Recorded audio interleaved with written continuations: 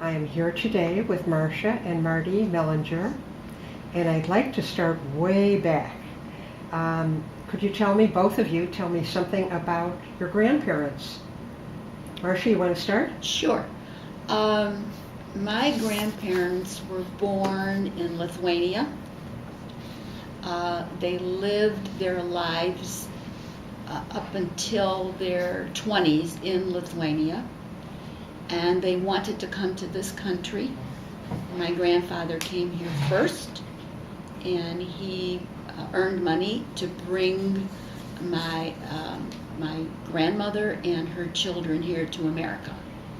And my grandmother was a very strong person in terms of determination. She came across the ocean on a new ship that everybody said, don't get on board, it has never made a voyage. So she came on her own with 4 little girls, ages 8, 6, 4, and 2, by herself.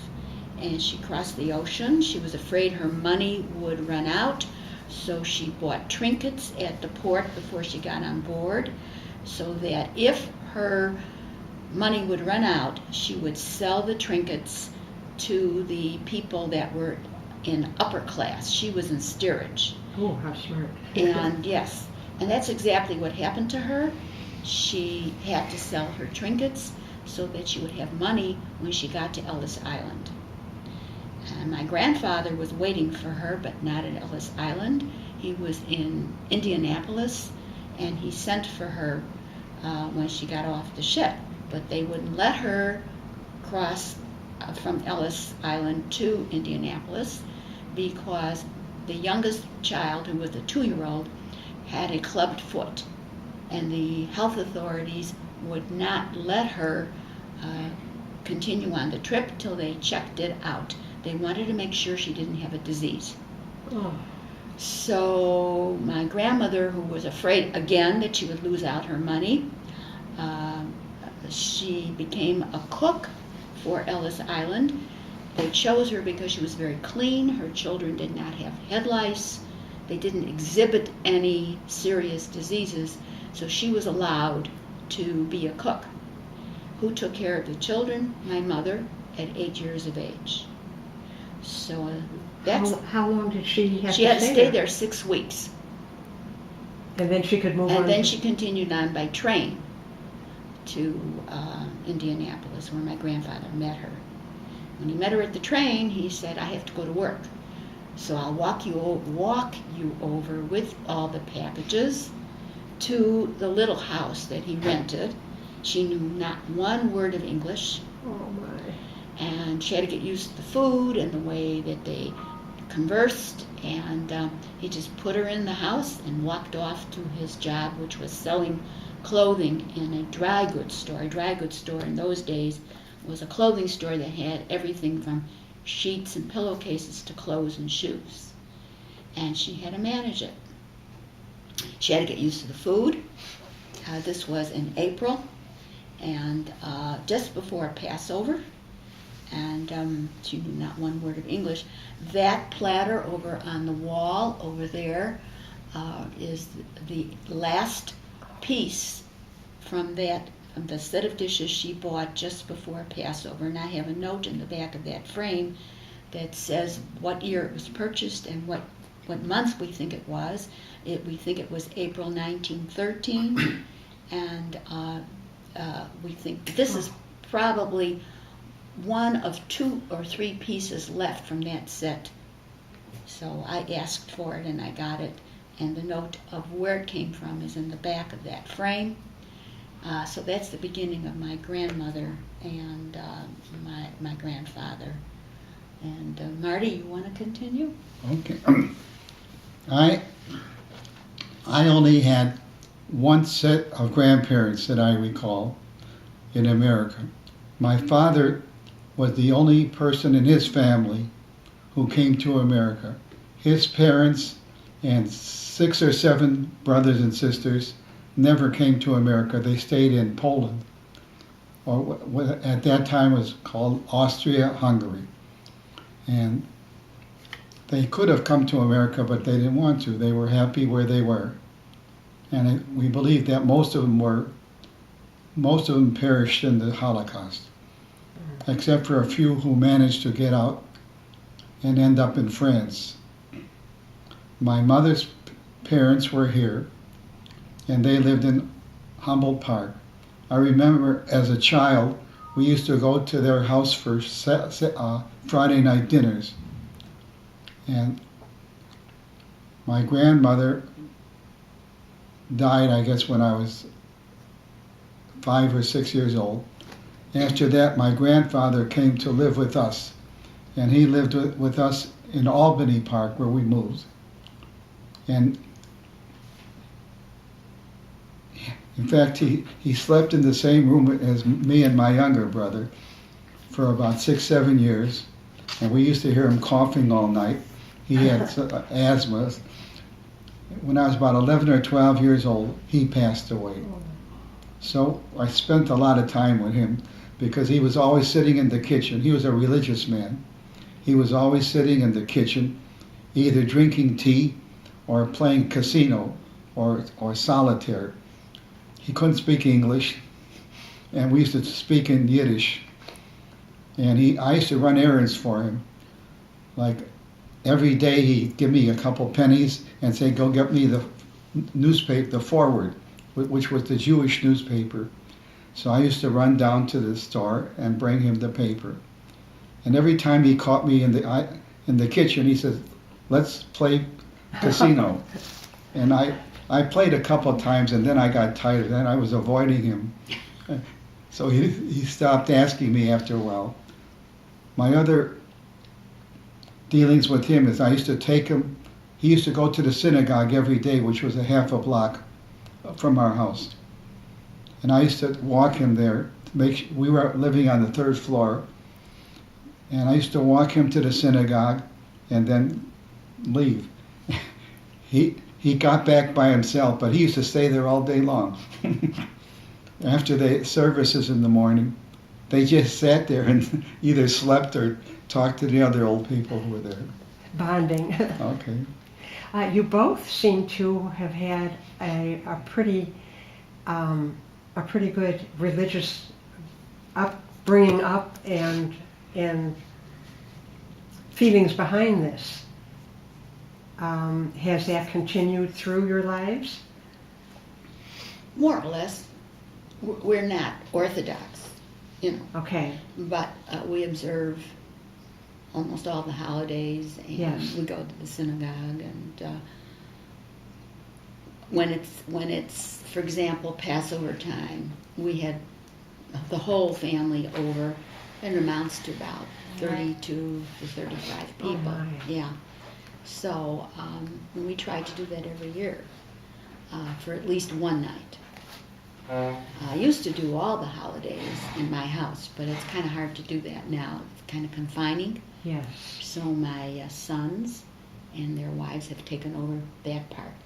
So the second night of Passover, we go to Mike's house. Rosh Hashanah, we go to Dave. And Thanksgiving, we go back to Mike. But I used to have all the holidays, like 4 or 5 a year, whether they were American holidays or Jewish holidays. I did it all. But they have slowly taken over, but not Passover. I do that. Do you always celebrate any of the holidays, any special holidays? Do you all get together and try to celebrate them together? Yeah. Passover. Passover, but I mean, and Every other year the whole holidays too family that you were gets- brought up with. I'm sorry, say that again? Do you get together for all of the holidays that you were brought up with? Yes. More or less, yes. Mm-hmm. Well, my family was more traditional. My father was always very active in the synagogue, and he was a very good cantor. He was not an official cantor, but he knew how to lead services, and he had a good voice. But because he worked so much, he could not observe all the holidays. Like on some of the minor holidays, he had to go to work. and he didn't go to the synagogue every day like he would have liked to do. But our house was very traditional. We always had candles lit on Friday night dinners, and we celebrated all the holidays. When I went to the Hebrew school, my whole family went to Hebrew school, and every holiday we were involved with the services. I was probably, of all my friends, I was the most involved in synagogues because my father was active in the synagogue. He was the treasurer of the B'nai Sholem in Albany Park for most of his adult years. When he got to the point where he became the honorary treasurer because he couldn't do the work there anymore that a treasurer does, but he had the title, and he was highly respected there. So, in summary, we were probably the most Jewish of the families in our area. Okay. Tell me a little bit more about growing up, when you were growing up. Any interesting stories or anything about your grandfather? I think is really fascinating. But do either of you have other interesting stories that you could share? Well, on Saturday mornings, I was always in the playground across the street from our house. We lived across from Hibbert School. And while I didn't go to the services on Saturday morning like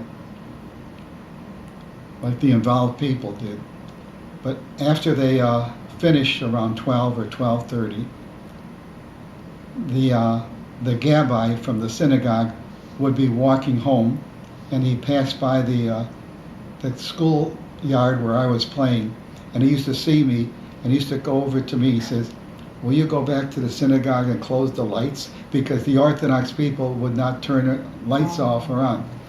So I said, so he would walk back to the synagogue with me, and I would turn off the lights. Your first job. I was maybe 10, 11 years old. But I did it, of course.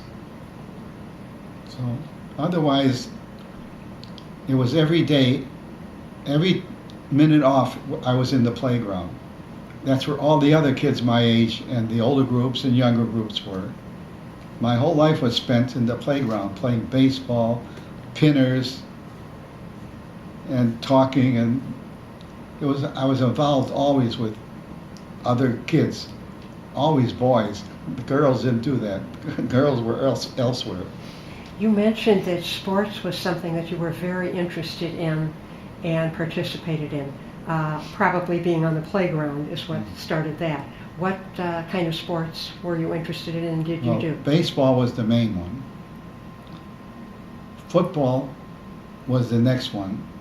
But there was no basketball because we didn't have basketball facilities in the schoolyard. The closest basketball facilities were in a park about 5 blocks away. But that's the sport I like best. And did you play those in high school or in college? I played intramural sports, but not on the main teams. But I played a lot of basketball in alleys where somebody had put up a basket, and we used to go there after school and play basketball quite a bit. And do I dare ask which baseball team you like? The White Sox. Always liked the White Sox. I think I'll leave. Okay. In fact, Luke Appling was my hero in those days. Well, he was a Cub, wasn't he? Luke Appling? No, he was the shortstop. No, was he on the Cubs? Sox. Oh, I thought it was the Appling. Okay. How about you? Any interesting stories of you growing up? Or were you a White Sox fan too? No, I was a Cubs fan. Well, interesting stories. I might say that my father became a pharmacist after losing his position or not earning enough money with being a bookkeeper for a company called International Harvester. So his brother said, "Come with me." He was a pharmacist also, and you can be in business. We'll be in business together. So they did. The result of that was that my father lost all his money in that business because the crash of 1929 occurred, and he had gone into business with his brother a few years previous. So, having had that result, he decided to leave that pharmacy, which was located on Western Avenue and Bryn Mawr, on the corner. The building still stands today, and he struck out on his own, leaving his brother in that business because his brother had a wife and 5 children, and my father was a newly married man, so he felt that he should step out. My father had no work. He was around the house most of the time. My mother didn't work. She took care of the house. We had an uncle, my father's brother, that lived with us, and he suffered from the fact that he lost his job and he became, they said it was a nervous breakdown. Quite frankly, I think it was a mental breakdown. And he just sat around the house staring into space. It was awful. That went on for about 4 or 5 years until my father found part-time work, and then he eventually opened up his own business, his own pharmacy, in 1939. So it took my dad around 4 or 5 years to get his head together, and my uncle as well. My uncle kind of snapped out of it, and he got a job as a luggage maker for some company. I have no idea who it was. And my dad's business started to flourish in 1940, just before the Second World War happened. When the Second World War came about, he had established his pharmacy in 1939 on the corner of Fullerton and Costner. And he became very friendly with the people that lived around there. So the young men who went to war, who were drafted into the war, got to know my dad very well. And they would write to him from wherever they were stationed, whether it was the Pacific or in Europe. And he would take the letters that they wrote to him and post them in the windows. And people would walk by and read all the letters that had been sent by the soldiers that had lived in the vicinity of Fullerton and Costner. Oh, wonderful. Yeah. So he did that throughout the war, and that's where he earned his living. So that's what I remember the most about my dad. And my mom came into the store to help out. She would come in the evenings, bring him dinner, and give him a little relief. He would eat his dinner, put his head down on a table, take a little rest, and continue on about an hour later. They were very hard-working people. But that's a wonderful memory, the store with the picture, with the letters in it. Yes, yes. Mm-hmm. How about school? What kind of students were you? Very average, because the school didn't push. They didn't care. You know, they were like, okay, you did the paper, fine. You didn't do the paper, that's okay too. They didn't push us. They didn't ask us to do anything extra. If you did anything extra, that was nice. But if you didn't, that was okay too. They were very lax, very lax. We could have done a lot better. Did you both go to the same school? Yes. You did? Yeah. What is your opinion of the school? Did you enjoy it? In grammar school, I just remember playing most of the time. Playground again. Playground again. But I don't recall my grades in grammar school or high school. Well, my mother couldn't read or write. I used to bring my report cards home, and I used to tell her, sign here, and she would put an X or something. She knew how to make some letters. She didn't. My mother or father never asked about school. They assumed that we would all do well. I was the number 3 child. My sister occasionally got involved. she wanted to see it. She was 8 years older than me. Once she told my mother when I was in high school, "It's not so good." My mother didn't understand what that meant. Well, they couldn't even read the report card probably. No. So you got away with murder. But yeah, no, I was never in trouble. That school never called the house to say there was a problem. I think in grammar school I was pretty average. I don't know anybody who was not average, except for a few people. All my friends were pretty much like me as far as their schoolwork. In high school, there was no work to do. Our high school had no homework. They didn't care if you came or not. Or they did care if you came to class, but they expected nothing. And I did almost nothing. Is that generally how the high schools were then, or only you felt yours?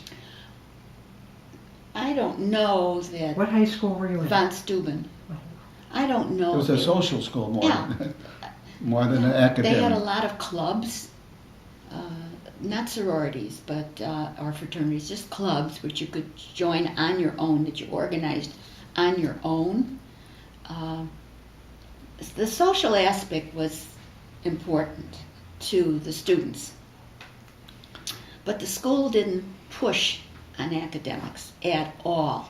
So it was quite a rude awakening when we graduated and we went on to college, finding that My high school was much different.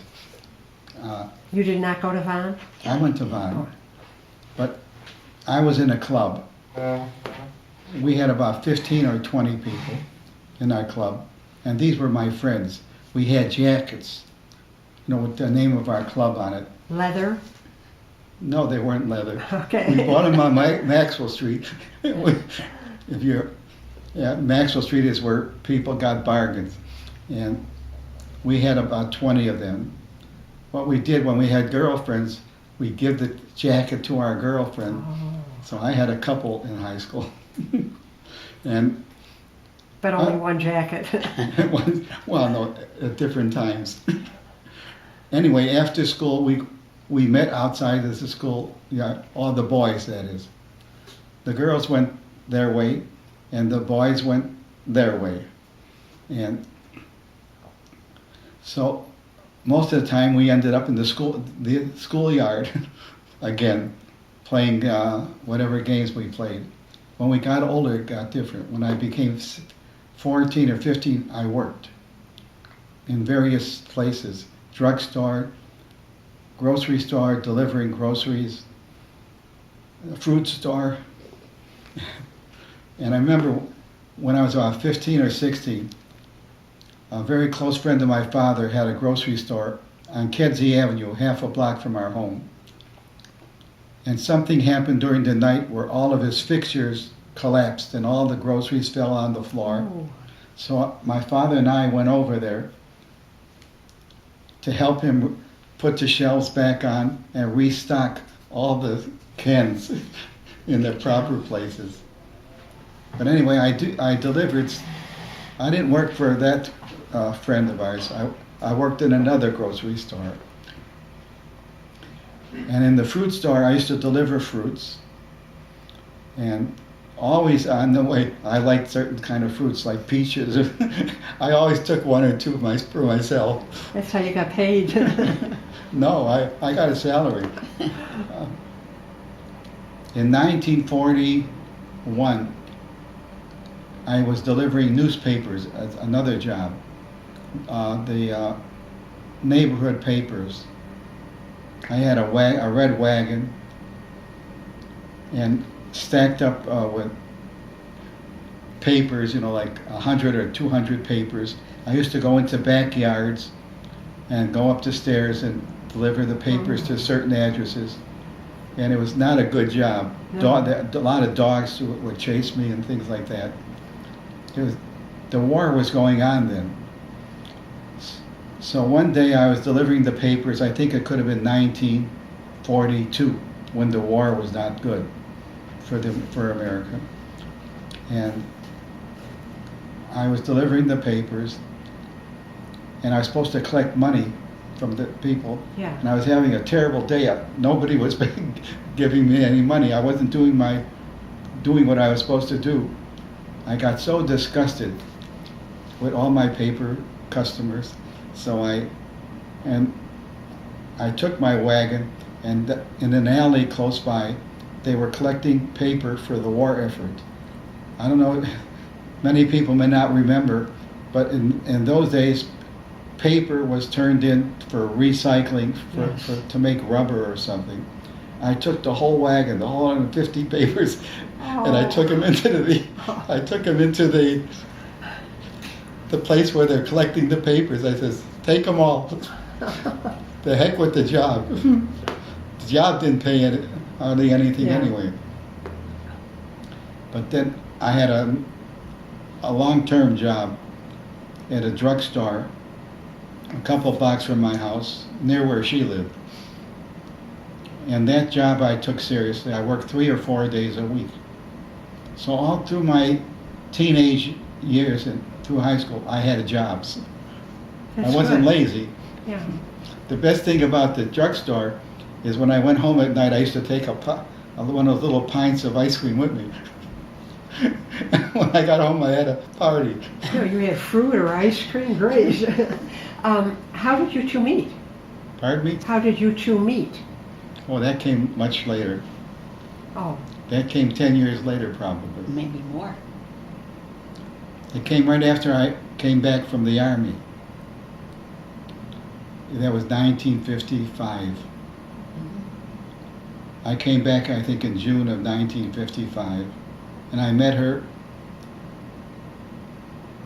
around 3-4 months later. how did you meet? Were you fixed up on a date or what? Yes, my mother got her number. My mother was a